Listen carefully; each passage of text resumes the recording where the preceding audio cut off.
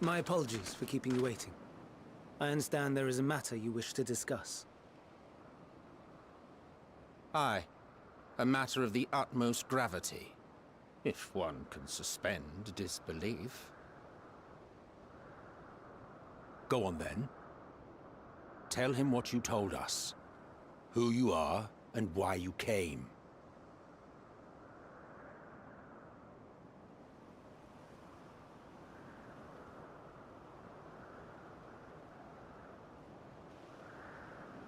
The final days.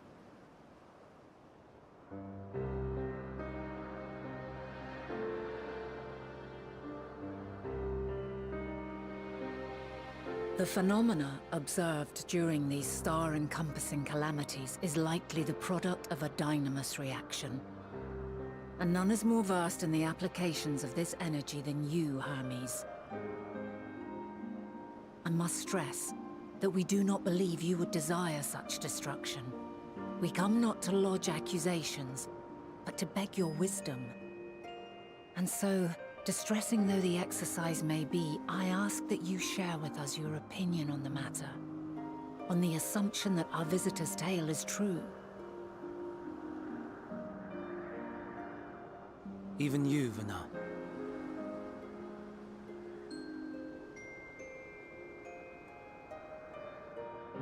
As you say, the phenomena observed in the two calamities may both be attributed to dynamis. Of note is the difference in its effect. In the first final days, it warped creation magics. In the second, it warped the people themselves. The key variable, I suspect, is the etheric density of the men of each age. As you know, ether, in essence, negates dynamis.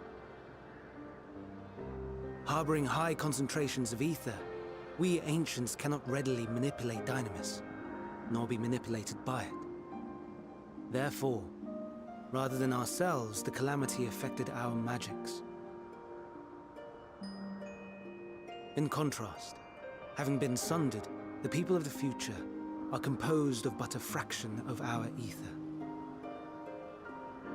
Thus are they susceptible to the influence of dynamis and its transformative potential. But that would explain only the mechanism, not the cause. Though perhaps...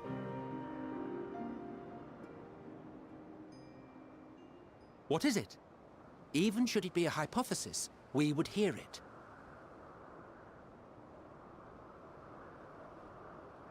Dynamis is an energy put in motion by feelings. Feelings for which there must first exist a source. A source to which the victims must be attuned. One that harbors the selfsame negative emotions. Elsewise it could not be the agent of such extreme change. So it wasn't the stagnation of the celestial currents. Someone, or something, is instigating the star's demise.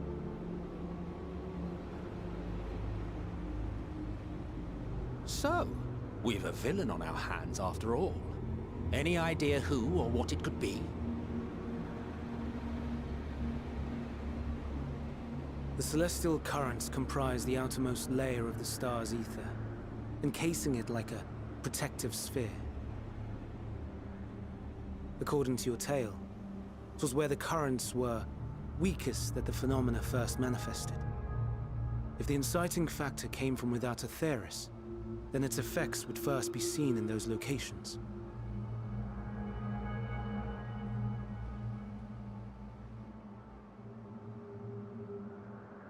Greetings. Can you hear me?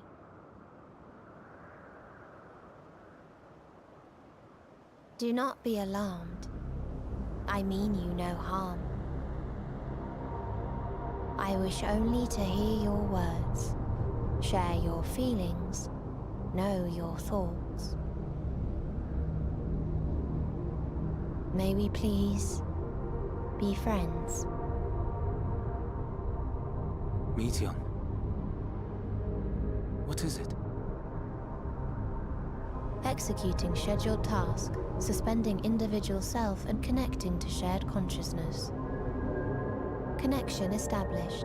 Commencing status report.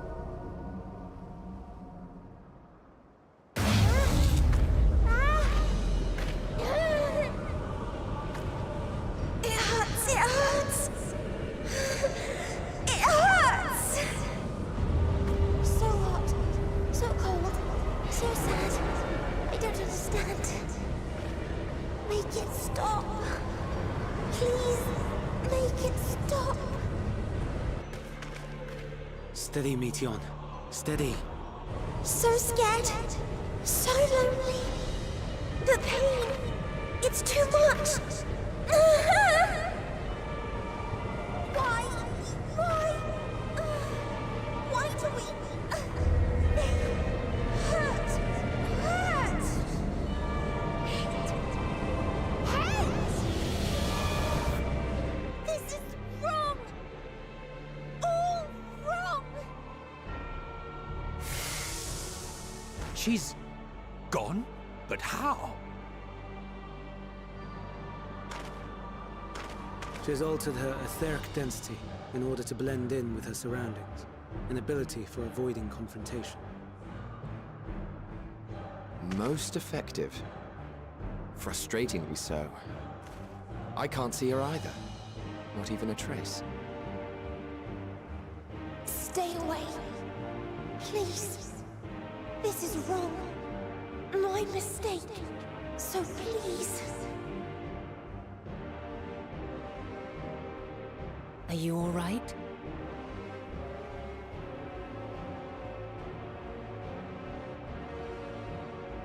In your mind? No. We only heard her speak the instant before she vanished. Of course. When communicating without words, Meteon also employs dynamis. That will explain why you were able to hear her, when we could not. Then you are our best chance of finding her. Follow her voice and try to track her down. Hindered though we may be, let us split up and search as well.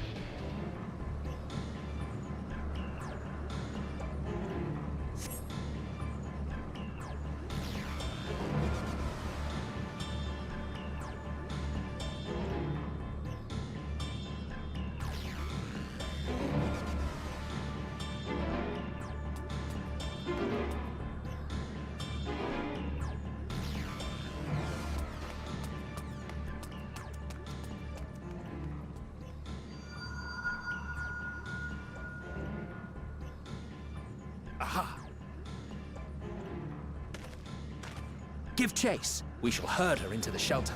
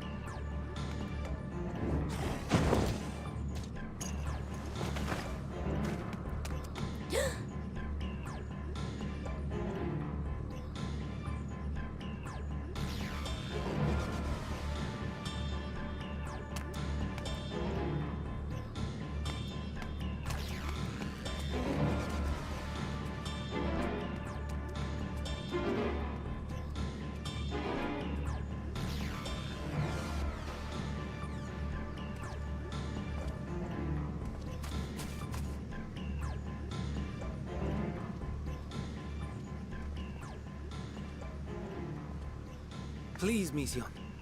We must speak.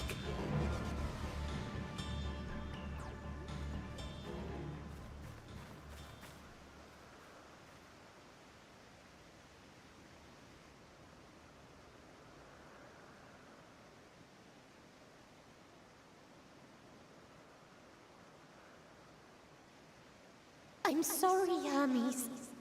I'm so sorry.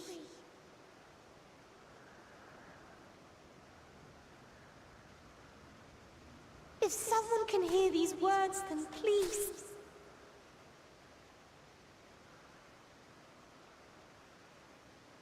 Please protect them. Protect them all.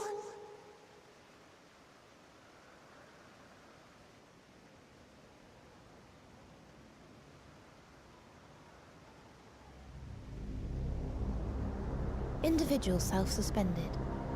Connection with shared consciousness stable. Our survey is complete. We shall now report our findings.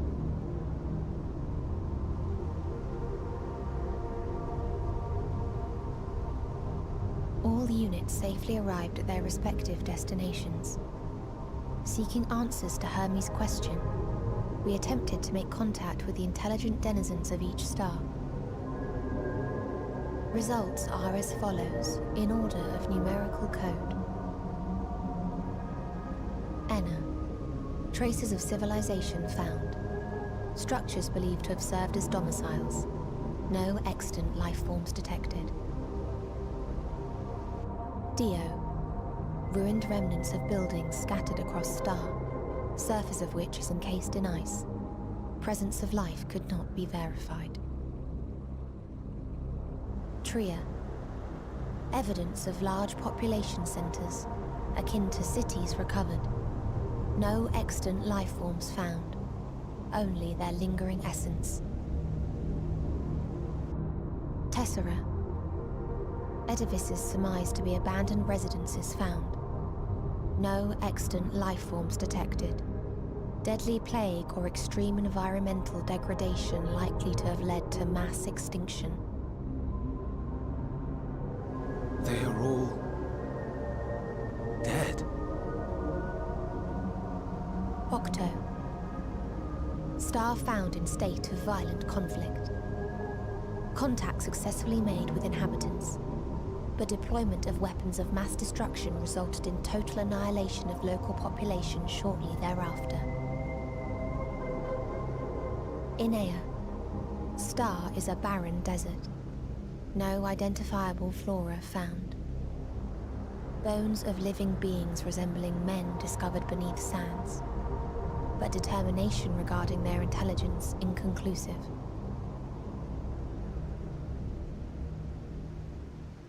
Remind me, Hermes, what exactly was the question you entrusted to Meteion? I tasked her with asking what others live for. What gives their lives meaning. Did you consider what may happen if the premise of the question is flawed? To be able to answer it, one must be living and desire to continue doing so. But if Meteion finds no living beings in the course of her journey, or none who desire to live, what then? What answers would she derive from their silence?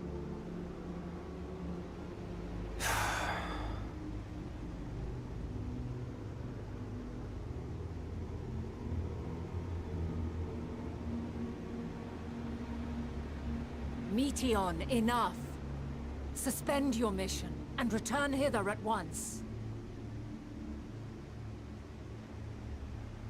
Decapente.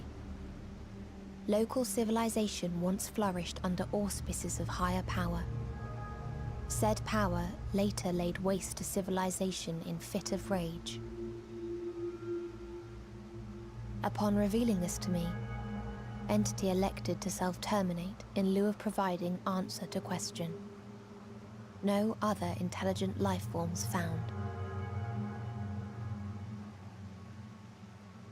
Turning a deaf ear, are we? We are taking Meteion back to Amarot.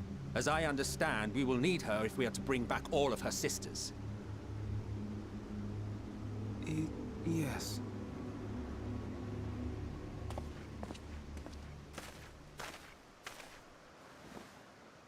Meteion.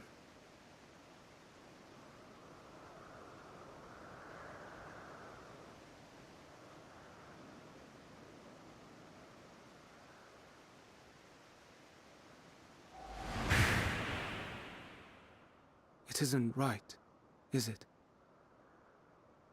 It isn't right to turn away from the answer. Even if the answer is pain.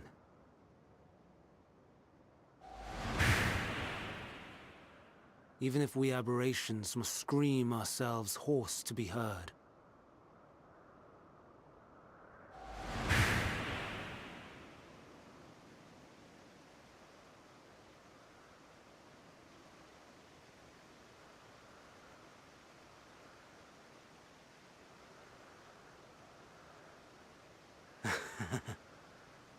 Aye. Whatever answers we find, I will not dismiss them out of hand. These words I said to you, and I will hold myself to them.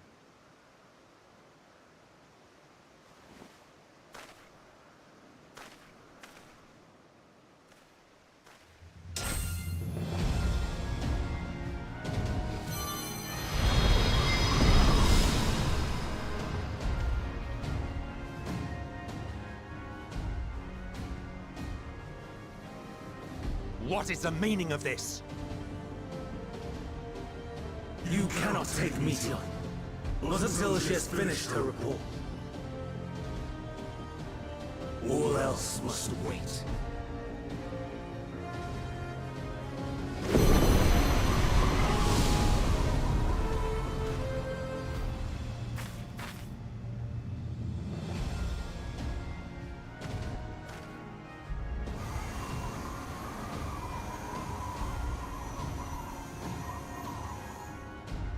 You fool!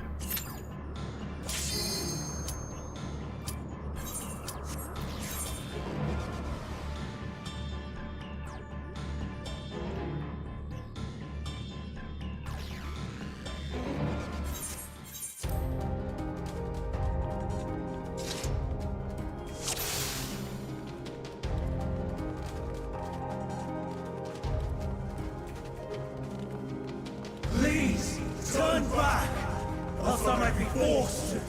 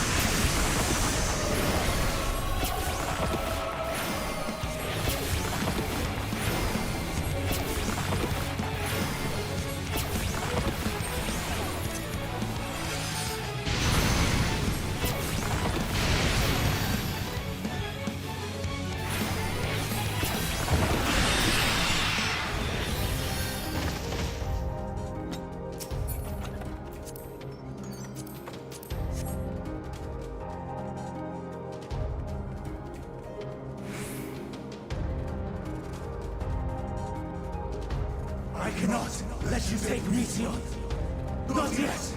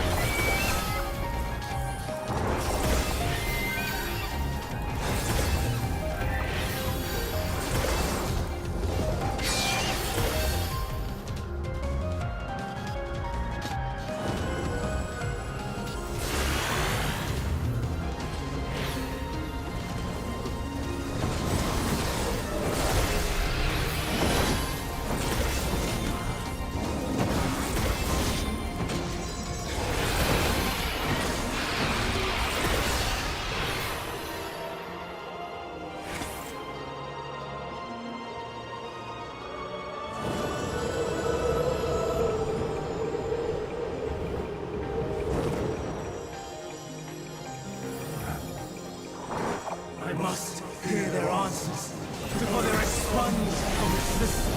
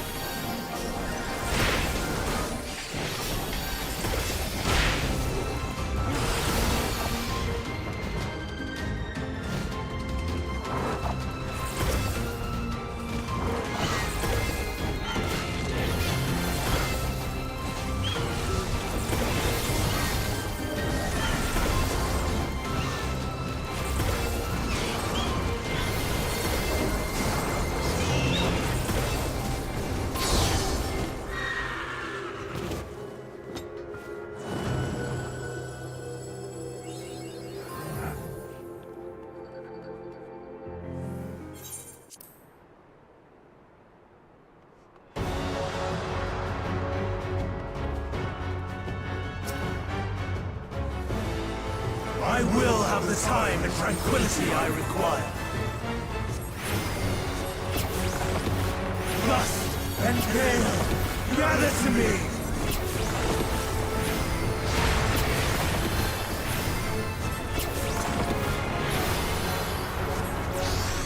Ancient wrath, unleash your power!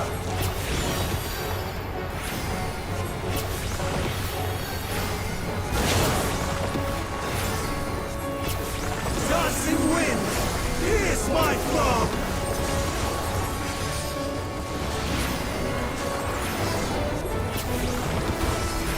Stars on high, all is rain!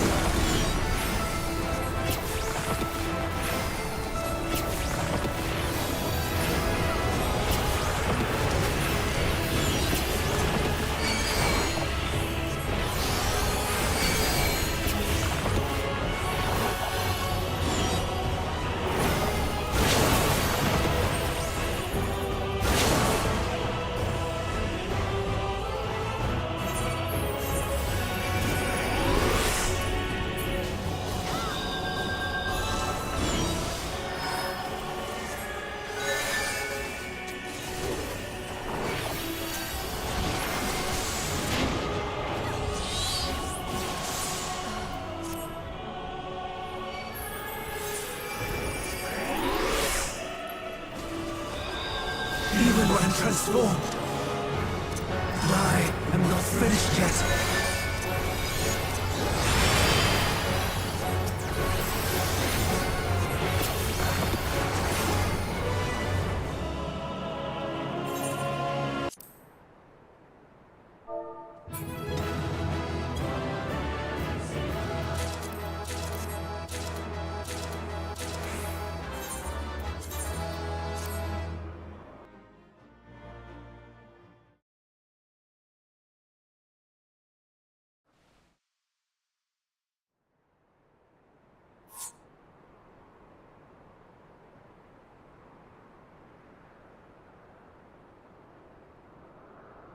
It's over, Hermes.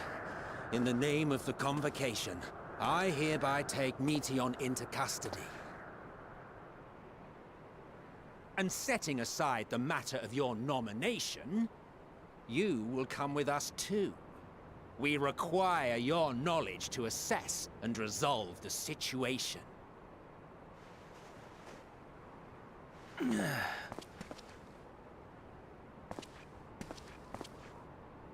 Meteon, I am so sorry.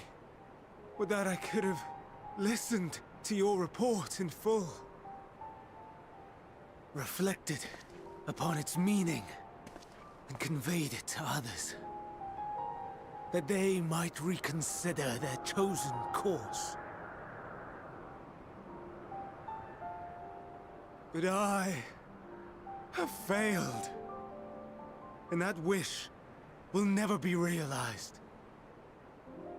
However, ere our fates become the province of others, I bid you tell me just one thing. Was there happiness in those distant stars? Was there a reason for living?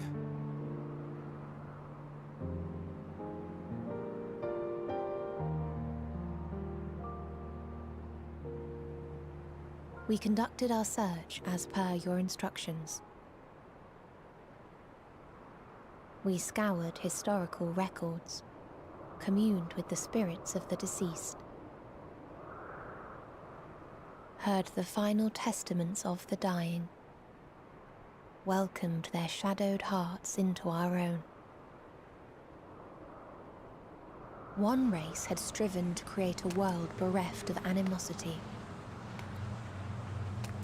They renounced relationships to avoid interpersonal strife, and in so doing brought about societal collapse. One race had renounced war and devoted itself to the enrichment of its people. They were conquered. Though they destroyed the enemy in reprisal, they could not regain their former glory. One race had concluded that finite time was the root of all woes. Aspiring to shatter its shackles, they went in search of infinity. They discovered nothing is infinite, and that neither time or death can be cheated. Disillusioned, they gave up on the future and themselves. One race had discarded all things that gave rise to sorrow, hoping to have only joy. They found joy lost its savor in the absence of sorrow, and lost their will to live. Though worlds apart, these peoples shared a belief. The belief that they had tried their best. That they had tried to fulfill their potential with every step and success. In the course of which, they learned the truth. That they would never be free of fear and sorrow, anger and despair, of loneliness, so long as they yet lived. Even now their souls cry out for oblivion. And to this song of anguish, I lend my voice. We lend our voice. Oh, beloved mankind, shimmering jewels of beautiful Etheris, rejoice, for we will free you from the cruel yoke of existence. There is no need to struggle in vain, for in nihility awaits salvation. You will know peace and serenity, and it will be beautiful. We will make our nest at the edge of the universe, and there in the dark of dead worlds hoard sorrow and suffering. There we will sing, our chorus ever louder and ever clearer, that our song may reach even this ether-shrouded star. Such is the answer we have found in the stars. Such is the gift we now offer to Atheris.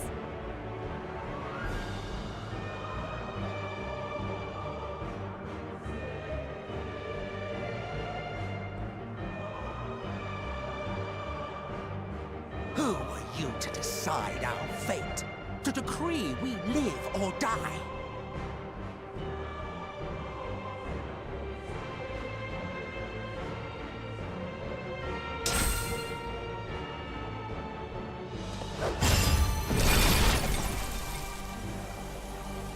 Have you lost your mind? You heard what she said. She means to destroy us all, yet you'd still take her side? In the name of the star, we have discarded those creations that we deemed flawed.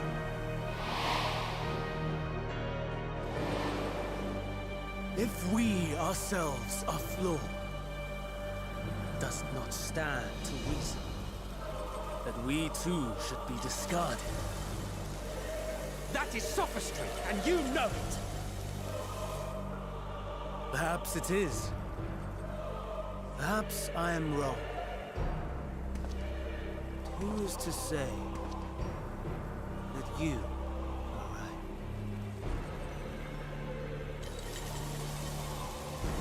Let us settle this with a determination. In my authority as Chief Overseer of Elpis, I will make a judgment on man's fitness to exist. If he can learn to value all life and retain his will to live, even should his end be justified, he will surely find a way to revert his demise. If not, he will perish in the star. As with all determinations, provisions must be made to ensure fairness. Kairos! Awaken!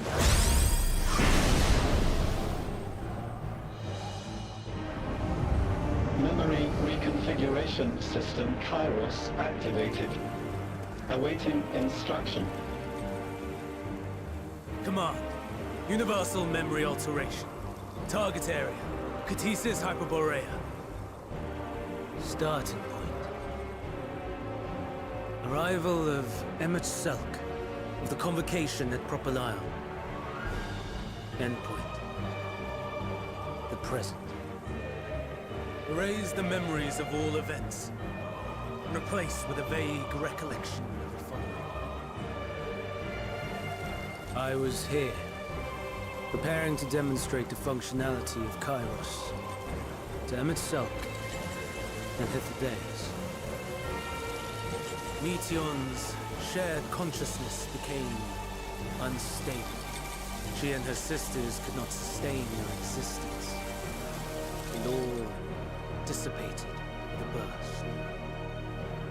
The resultant shockwave accidentally triggered Kairos, which erased several days of memories from all present. Execute. Command acknowledged.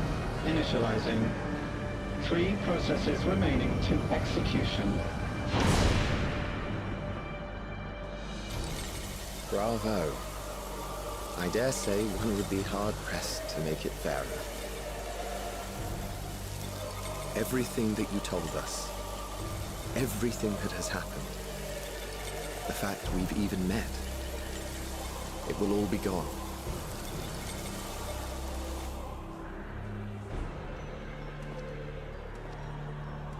Go, Meteon. To the edge of the universe, where none can reach you. Hermes, won't you come with me? If you were to shed your flesh, I should be able to carry you.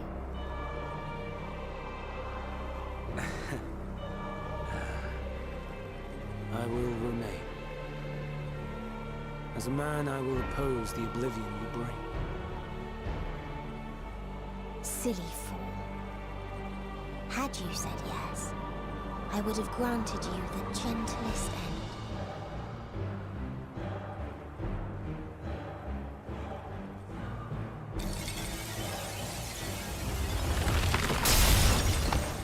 This ends here!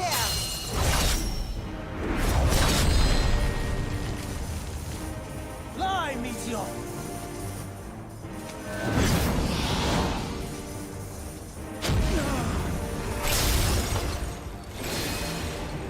That is far enough, Hermes!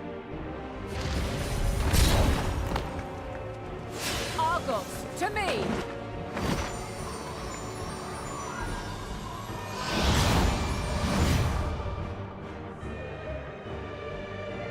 First process complete. 2 remaining to execution of memory reconfiguration. As if we needed more pressure. No matter what, you cannot forget what happened today. For it is the key to saving your future. Your world. This fight is our fight. What comes after, our problem to contend with. Not yours. No. Your own struggle awaits. And no one else can take your place. You must flee this place with your memories intact. And I will see that you do. Now then, where is it? There you are, my little confluence.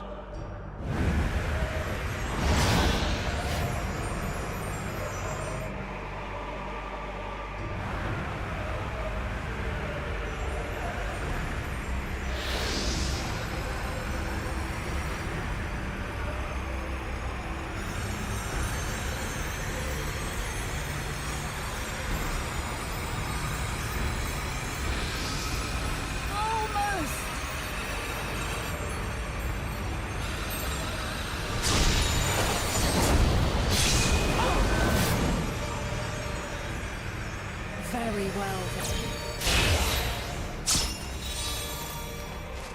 You may elude us this day, but not forever.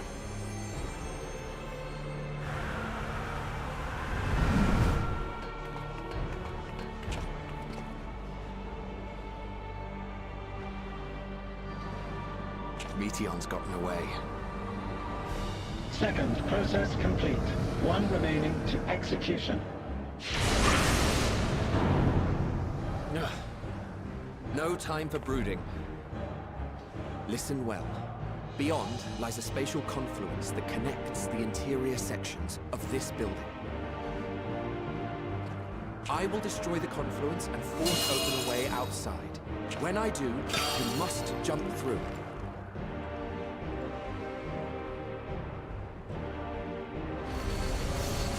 I cannot tell you how sorry I am.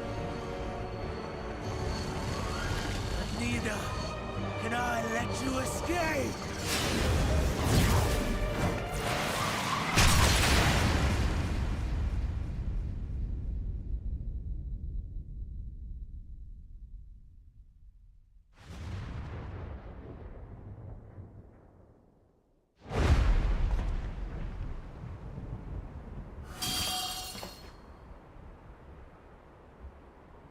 Too brave by half.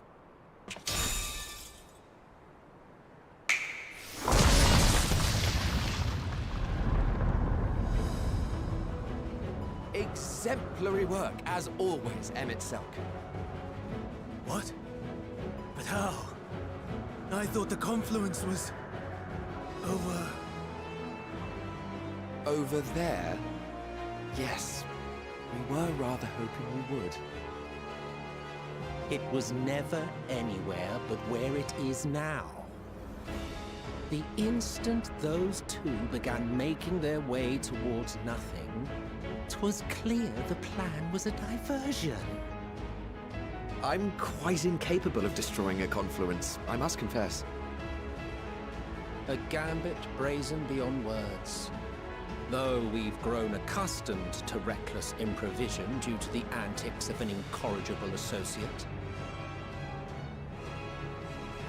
Though, in the case of certain present company, incorrigible is an understatement. Honestly, I'm beginning to suspect it's a requirement for every Azek.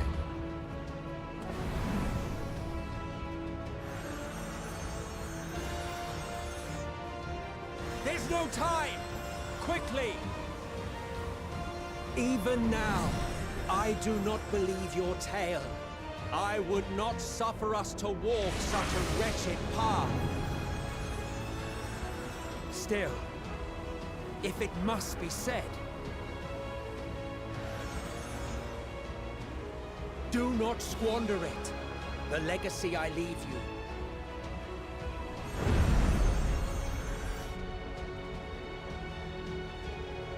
Final process complete. Executing universal memory alteration.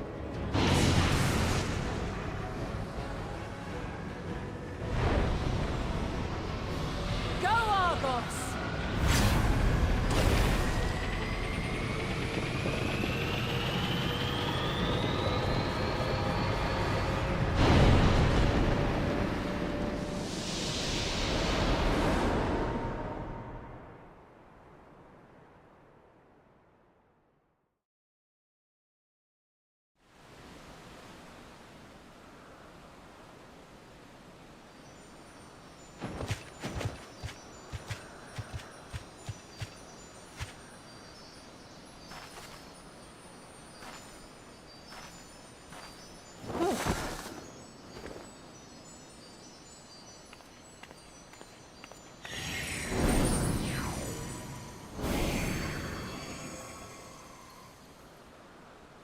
I'm fine.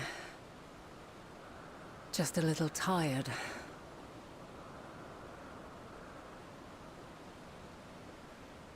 Can it be true? Are we the only ones left who see beauty in the world?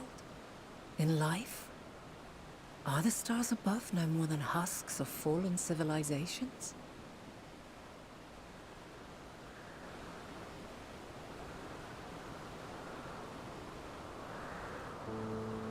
And yet, I feel her.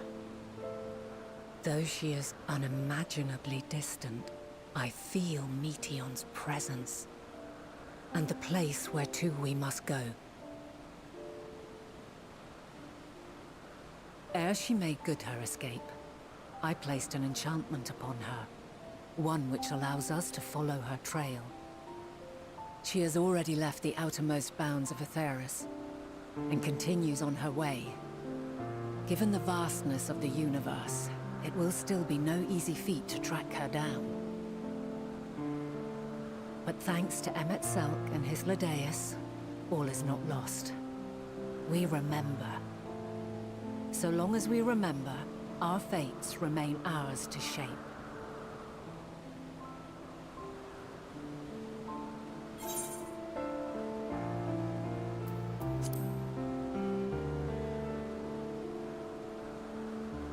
What indeed?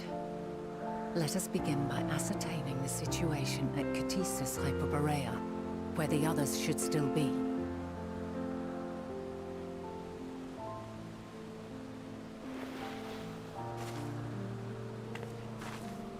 Given the likely state of their memories, however, it would be imprudent for us to approach them directly. In which case...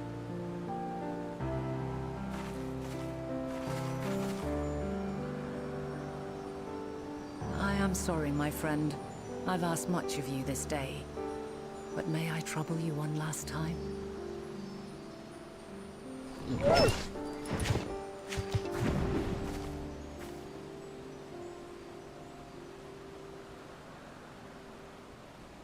Argos will investigate in our stead. We will share in his consciousness and see and hear as if we were with him. Now, close your eyes and open your mind.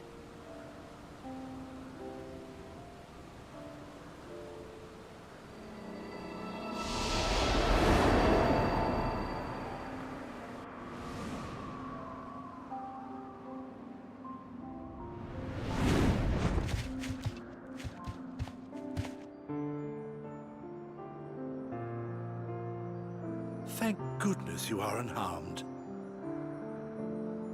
Unharmed? There is a gaping hole in my memories. I can scarcely remember arriving here in Elpis. Forgive me. I was preparing to demonstrate the functionality of Kairos to our guests. But Meteion, her shared consciousness became unstable. And she...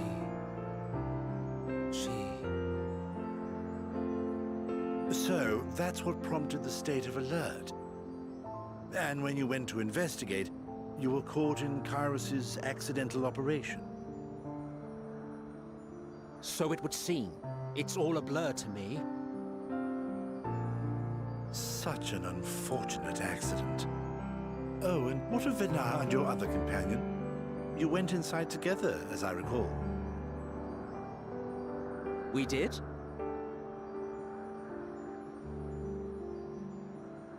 If Venar was with us, I have no recollection of it.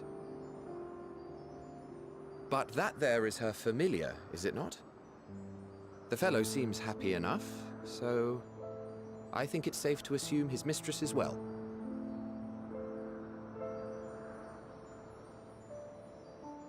I haven't the slightest notion who this other companion might be, however. Ah, well, that individual struck me as a bit different, for want of a better word. Perhaps it wasn't actually a person, but some manner of creation.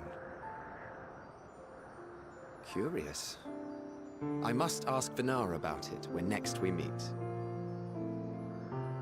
Yes, yes, you do that. Now, if we may tend to Hermes, whatever this Meteion did, it seems he bore the brunt of it. Once you are fit to travel, you will return with us to Amarot. We need to make certain there are no other ill effects.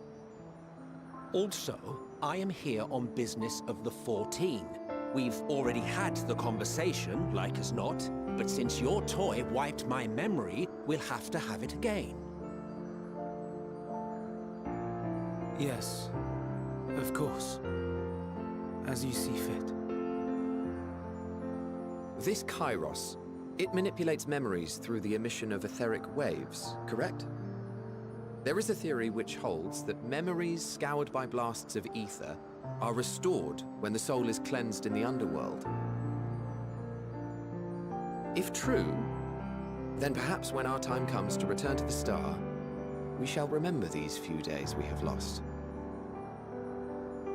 I doubt aught of interest occurred. Look forward to the revelation if you like, but I should prefer to reminisce on more meaningful moments.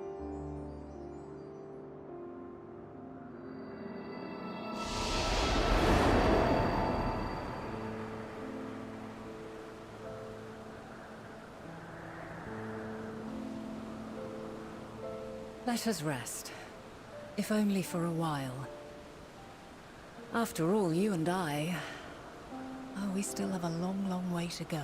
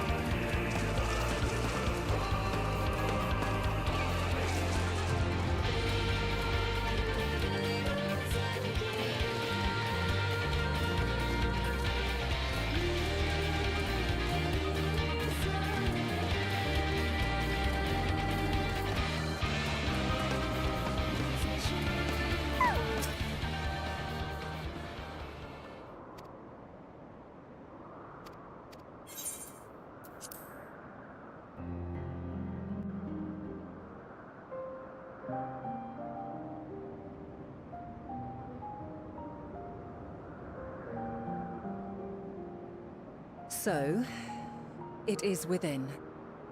The portal that brought you hither, and will take you home.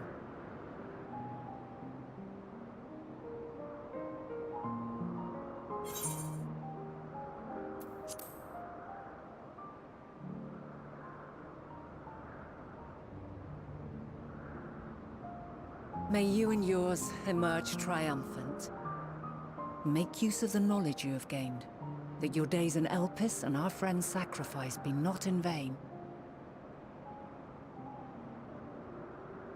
With Meteion free to pursue her designs, 'tis only a matter of time until the final days are upon us. We must be ready. From fortifying our defenses to securing our escape, there is much to be done. In spite of this, we cannot allow the report that set this calamity in motion to become common knowledge. Were the masses to learn the fates of the other stars, I fear the situation would spiral out of our control. I must carefully consider who can be trusted and bring them into the fold.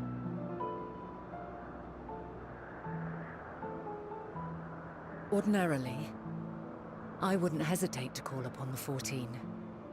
However, it was the desire for a fair determination that drove Hermes to attempt to erase our memories. Were he made aware of his actions, there is no telling whether he would remain a friend or become a foe. Alternately, we might try to alienate him from the Convocation.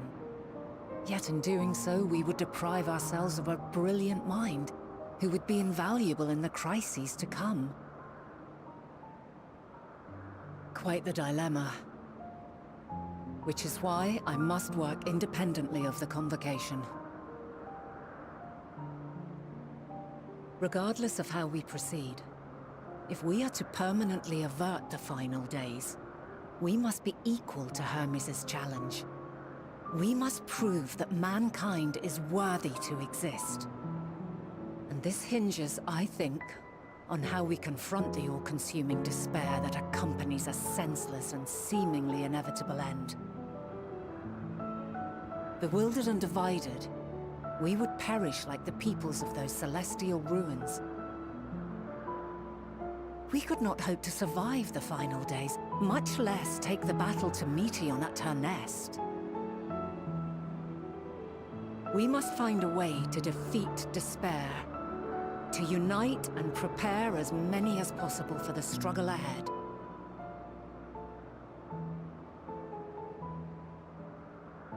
Heavy will weigh the burden of guiding this legion of souls. Yet I have faith in mankind's potential. As long as he believes in himself, there is naught he cannot achieve. So I will not give up on him. On us. You may find your world to be very different. Or perhaps the erasure of our friend's memories has sown the seeds of a conjunction between us. We cannot know until the moment is at hand. So shall I strive to do my best, taking naught for granted as I walk my path.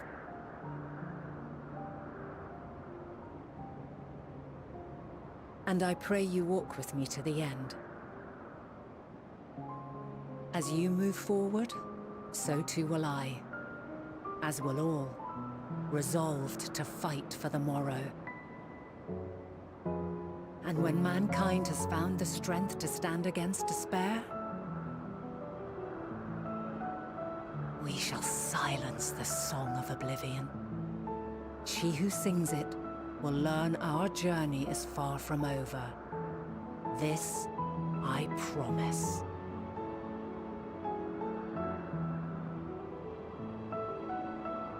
Fare you well, my light of the future, till we meet again.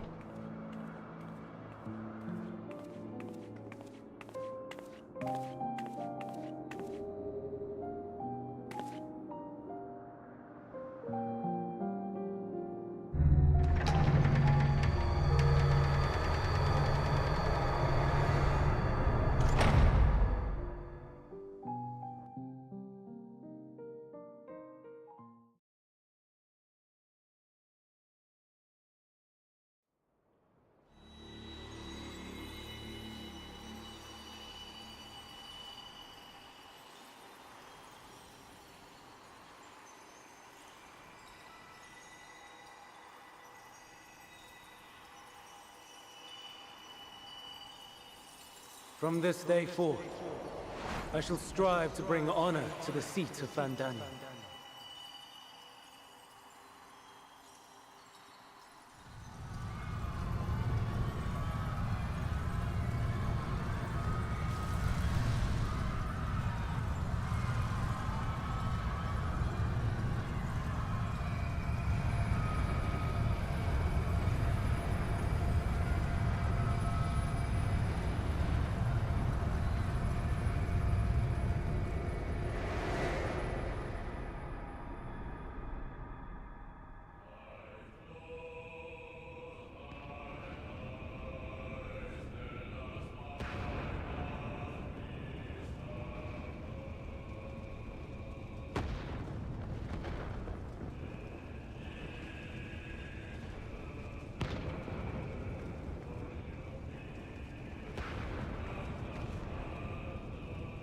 Even now, I remember standing there, locked in a moment where the sky is aflame.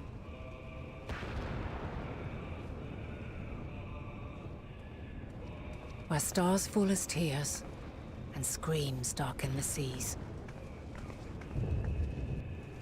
Where resignation rots the trees.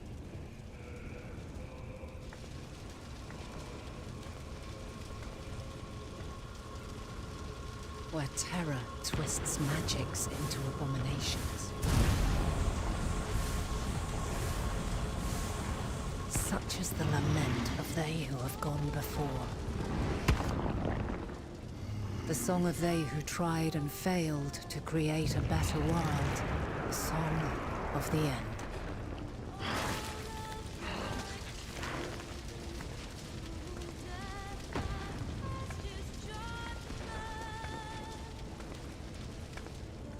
That which hides at the edge of the universe is no longer hope's creation.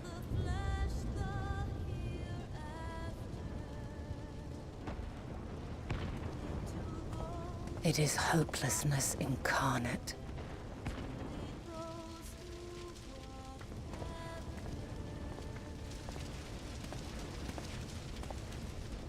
That day, mankind saw half of its number sacrificed to bring forth Zodiac.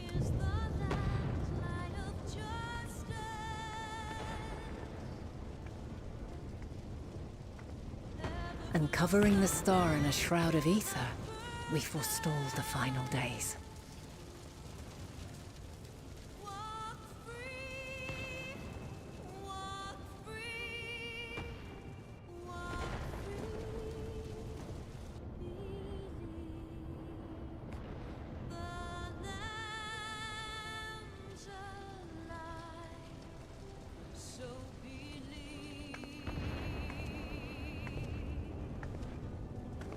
Yet the cries echoed still.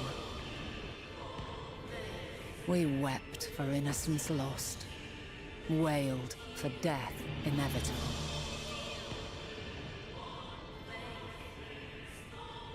A reality too terrible to bear. And for too many who sought comfort in gilded memories of joyful days and tranquil nights.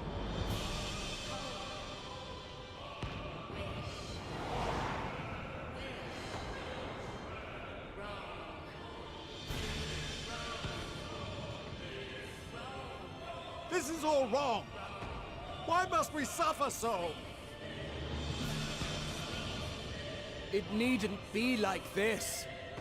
No. There must be a way to restore things to the way they were. To reclaim the perfect paradise we once had. No, my friends. Suffering exists, and we cannot pretend otherwise. No civilization, however great, could eliminate it. If we would live, we must accept it as our constant companion. Let us not seek to forget this tragedy. Let us carry it in our hearts, that we may grow stronger and know true happiness. We can't accept it!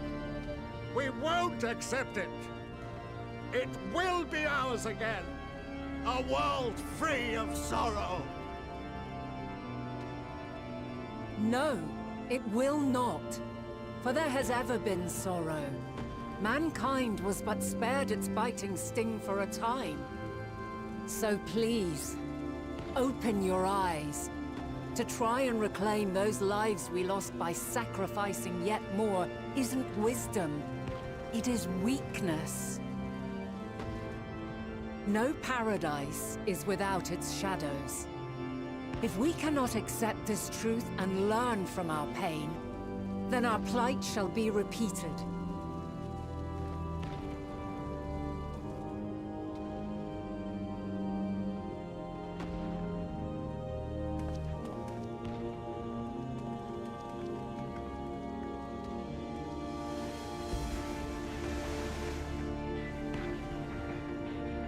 O mighty Zodiac! God, born of our boundless faith, we bid you, hear our prayer. Accept this offering of lives, and deliver unto us the lives we once had. Deliver unto us the days of old, the days when the star was a font of love, and we knew naught but bliss.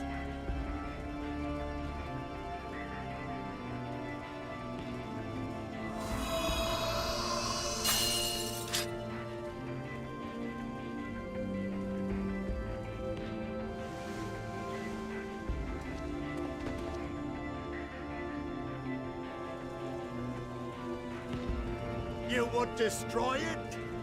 Our beautiful world?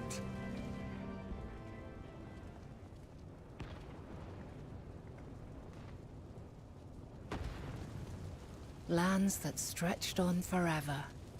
Skies one could drown in. The heartbeat of nature, silent yet strong. And amidst it all, a people. Beacons of light and life. Laughter that warmed my heart like naught else before. They are my meaning and my purpose. My love. In spite of, or perhaps because of this, I choose to believe in mankind's potential, in his ability to find a way forward. So let there be no way back. From that temptation, I sunder us. No more shall man have wings to bear him to paradise. Henceforth, he shall walk.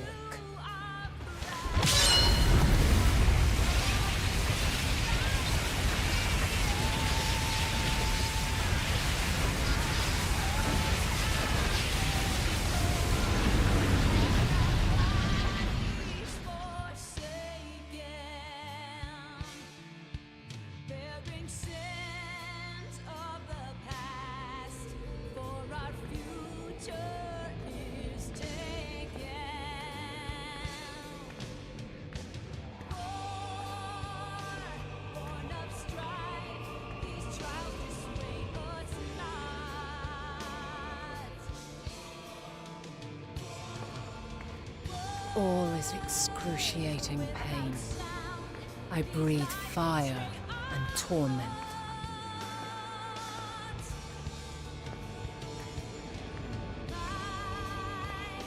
I birth a world of suffering to mire and plague.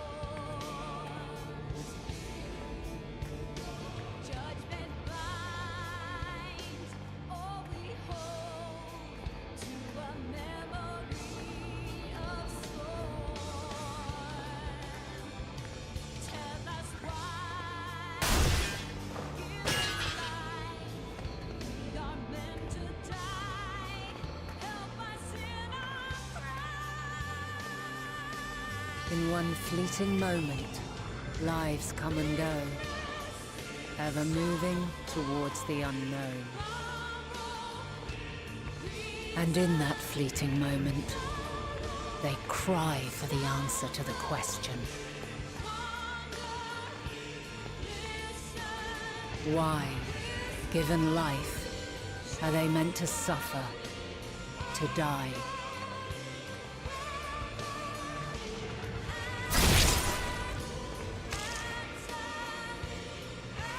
As fragmented, imperfect beings, yours is a never-ending quest.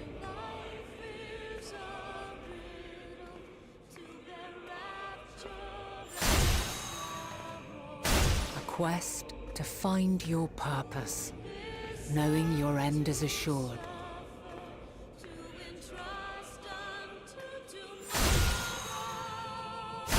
To find the strength to continue when all strength has left you. To find joy, even as darkness descends. And amidst deepest despair, light everlasting.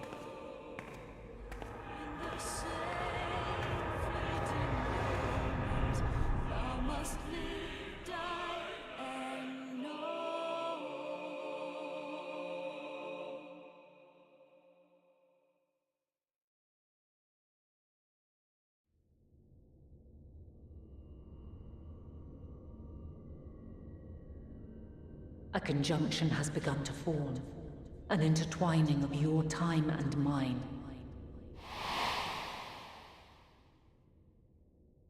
When you truly understand what is at stake, and your journey has prepared you to surmount the insurmountable, then shall I honor the promise made in another time, another age.